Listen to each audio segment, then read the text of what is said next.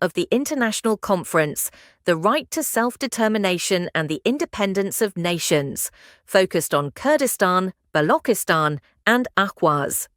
On Thursday, 22nd January, the international conference, The Right to Self-Determination and the Independence of Nations, Kurdistan, Balochistan, Ahwaz, was held with the participation of political and parliamentary figures, experts in diplomacy and mediation, media activists, and representatives of movements and parties of these three nations. This conference was organized by the public movement Free Nation Ukraine, and the speakers were as follows.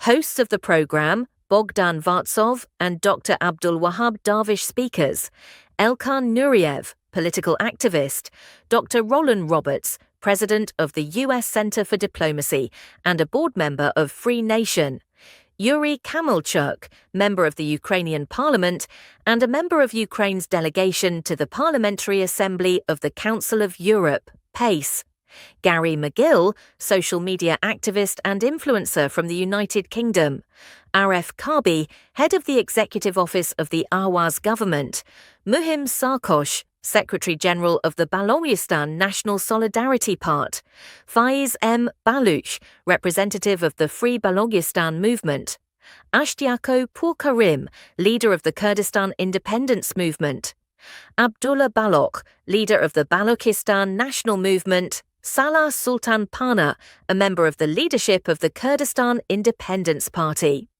The speakers and organizers of the conference stated that the main objective of this conference is to move the discussion from describing the crisis and providing general analyses to the level of practical action and trackable policymaking.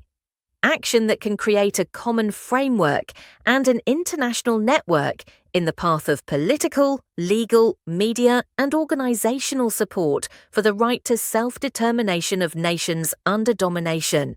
The international conference, The Right to Self-Determination and the Independence of Nations, focused on Kurdistan, Balochistan, and Ahwaz, was organized by the public movement Free Nation Ukraine under the leadership of Pavlo, chairman of the Public Association Free Nation, Pavlo Janssen, and the management and facilitation of the session were carried out by Bogdan Vartsov as a representative of the House of Freedom and the international branch of Free Nation, and board member of the Public Association Free Nation, Darvish Abdul Wahab. At the beginning of the meeting, Bogdan welcomed the participants, described the right to self-determination as a fundamental human right, and emphasized that in the 21st century, one cannot accept the condition of nations that are deprived of their rights on the basis of ethnic, cultural, or national identity. In his view, this conference must reduce the gap between the struggles of oppressed nations and the global decision-making space. That is, it must move the voice of nations from the level of resistance and protest to the level of politics and diplomacy. Bogdan also, referring to the conditions of war in Europe and the experience of Ukraine, emphasized the link between Europe's security and developments in the Middle East, and spoke about the role of the Islamic Republic of Iran in destabilizing the region and supporting Russia's war machine. From the perspective of the organizers, the issue is not merely a domestic crisis within the geography of Iran. Rather, it is a phenomenon intertwined with regional networks, the export of crisis, and cross-border security consequences. Within this framework, one of the prominent messages of the opening was an emphasis on unity and synergy among nations under domination and the creation of political representative structures for dialogue with the world. After the opening, Bogdan, with the same formal and concise hosting style, introduced the speakers and handed the podium to them step by step, a method that throughout the meeting helped create order, focus, and a media rhythm, and brought this conference closer from a purely speaking session to an event that is replayable and reportable for the media. In an era where the regime in Tehran exports terror and weapons used against my country, Ukraine, our fates are interconnected. A blow to tyranny in Iran is a victory for democracy in Europe. Ukraine provides a vital example for all of you. When your survival and freedom were at stake, we choose to unite. We put aside our political parties our different ideologies and our personal disagreements to stand as one. My message to all leaders who are here today with us, to Baloch, to Kurdish, to other nations, unite is your most powerful weapons. And I know that you are seeking for independence, and you must prove that you are ready to govern. I strongly urge you to move toward the creation of parliaments in exile and transitional governments. So let us begin this dialogue and let us turn the hope of freedom into the reality of independence. The first speaker was Elkan Nureyev, a political activist who emphasized the necessity of accurately understanding the real situation in Iran, a situation which, according to him, is accompanied by severe censorship, a closed environment, and difficulty in accessing independent information. He said that the Iranian regime not only confines itself to internal repression, but also acts as an aggressive actor in the region and feeds on crises and wars. In his view, the first step for any effective international action is to strengthen channels of information and convey field realities to global public opinion. Because in the absence of an accurate and documented narrative, international decision-makers either miscalculate or settle for superficial frameworks.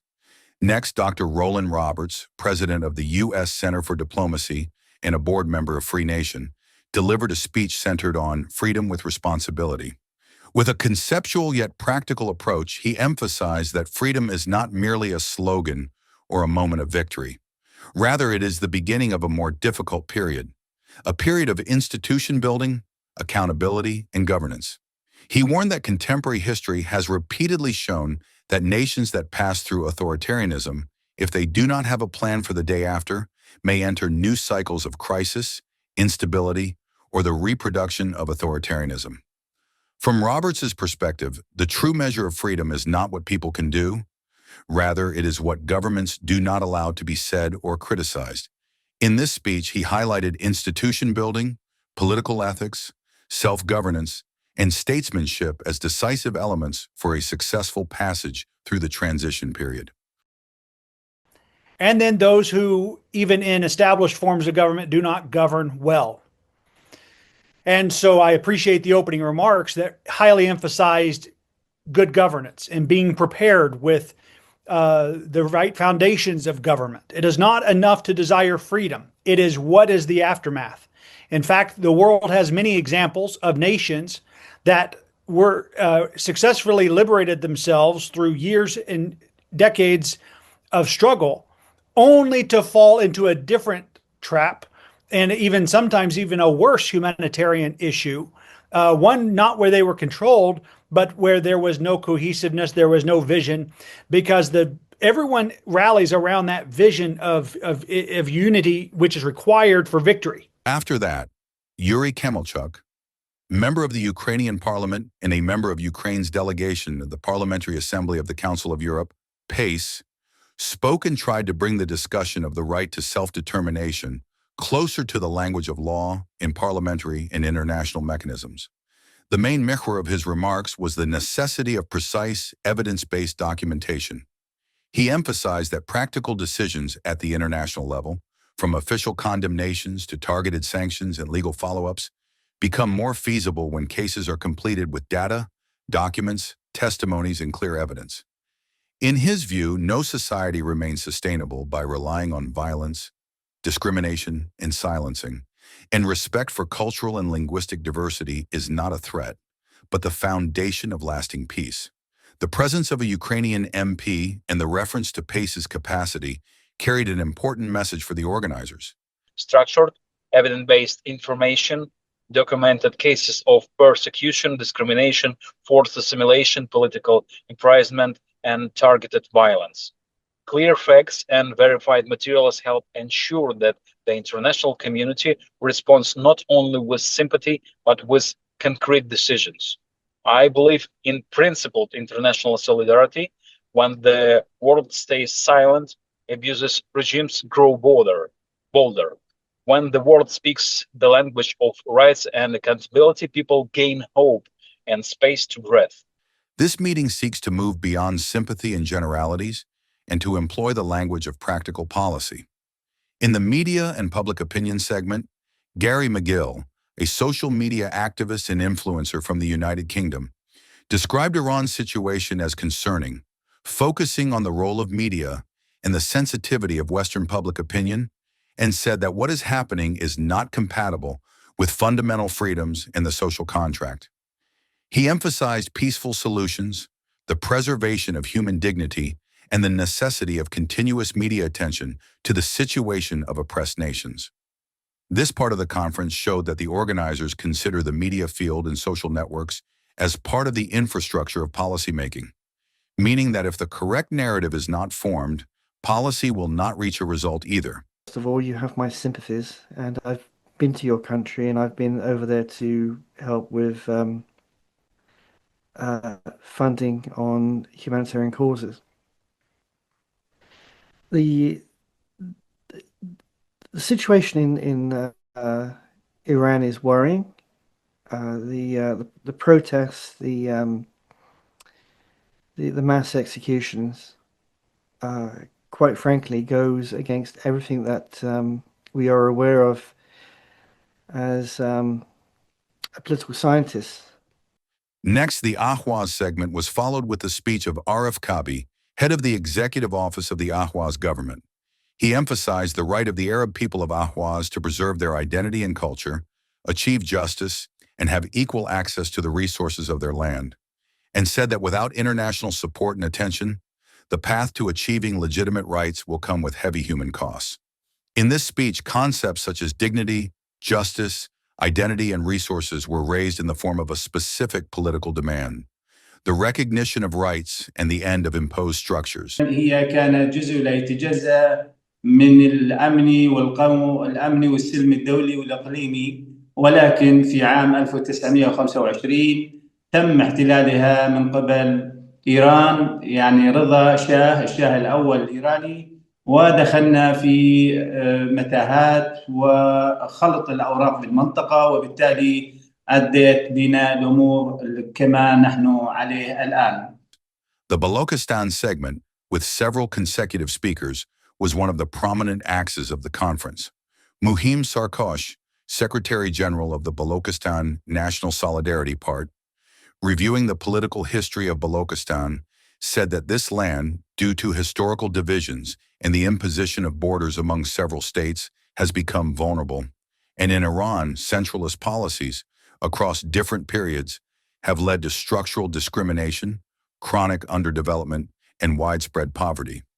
He emphasized that the extraction of resources from peripheral regions and the unjust allocation of capital and public services are the roots of part of the crisis, and hope for reform within the existing structure has sharply diminished. In his view, the right to self-determination is not an emotional slogan, but a response to a historical deadlock. Oppressed peoples and democratic forces. Today, Ukraine is not only defending its own sovereignty, but also upholding universal principles, human dignity, freedom, and the right of peoples to self-determination. I strongly condemn the acts of violence and aggression carried out by the Russian military under the President of Vladimir Putin. Acts that are enabled and supported by authoritarian regimes, including the Islamic Republic of Iran, North Korea, China, and Pakistan. After him, Faiz M. Baluch, representative of the Free Balochistan movement, focused on the human and social aspect of repression, executions, security pressure, deprivation, and the continuation of violence-based policies. He said that despite these pressures, the will of the Baloch nation has not been broken and social resistance continues. His central message was built on the solidarity of oppressed nations, emphasizing the idea that victory, without networking and a unified voice among different movements, becomes difficult. Marginalize and control the occupied people. Today, Iran remains engaged in violence operations across Balochistan, including the routine killing of impoverished fuel traders, and targeting anyone who dares to speak out against the state injustices and oppression. Let me be absolutely clear. We will not accept the Iranian occupation. We will never be Iranian, and the Baloch prefer death over being labeled as Iranian. The main speech of the conference was delivered by Ashtyako Poorkarim, leader of the Kurdistan independence movement. He began with solidarity with the people of Ukraine and considered Ukraine's experience evidence that lasting peace is not built on occupation. He said, "Let me begin with clear and explicit solidarity with the people of Ukraine. Ukraine today stands on the front line of defending freedom, democracy, and national sovereignty in Europe. Ukraine's experience reminds the world that lasting peace cannot be built on occupation, sustainable democracy cannot rest on force and domination, and real security is not the product of bargains with occupiers, but the result of ending occupation, respecting international law, and guaranteeing the right of nations to self-determination." Poorkarim then emphasized the concept of a single standard and said that if occupation is condemned in Europe, it must be condemned everywhere in the world by the same standard. Double standards both weaken justice and create new crises. He described Iran's crisis not merely as the issue of changing a government, but as the issue of a centralist and security-oriented structure of domination that is reproduced through militarization, discrimination, denial of identities, and systematic economic deprivation. In his view, as long as this structure remains, real transition and lasting peace are not possible. In a key part of his speech, Poorkarim described the right to self-determination as the boundary between legitimate sovereignty and illegitimate domination, and said this right is a legal and practical solution to end the cycle of violence. He then explicitly called on the international community for practical support and said that oppressed nations do not need symbolic sympathy, but rather transparent media, political and financial backing, supportive defensive assistance within the framework of international law to protect civilians, and logistical support, including secure communications, documentation capacity, and relief capabilities. He emphasized that the purpose of these requests is not to escalate the crisis, but to stop the cycle of violence and replace repression with politics.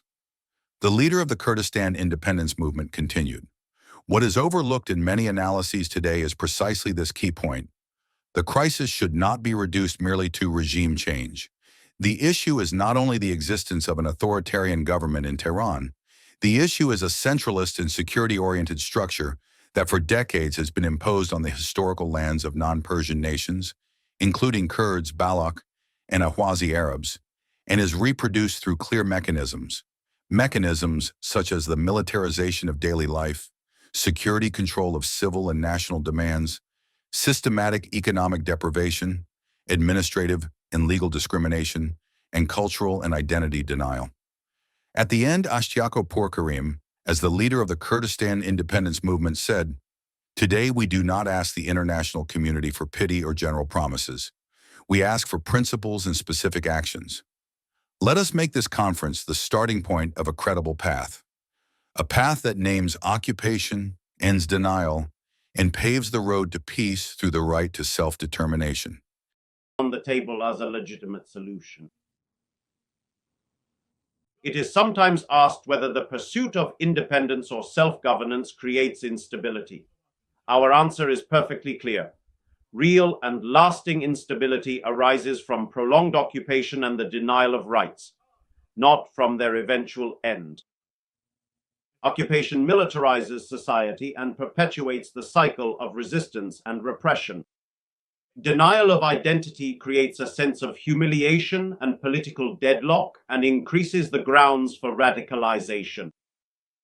This conference is a platform for the free coalition of occupied and stateless nations to advance their cause. Then Abdullah Balak, leader of the Balochistan national movement, in remarks emphasizing a distinct Balak identity, said that as long as the condition of domination and occupation does not end, free decision-making is not possible.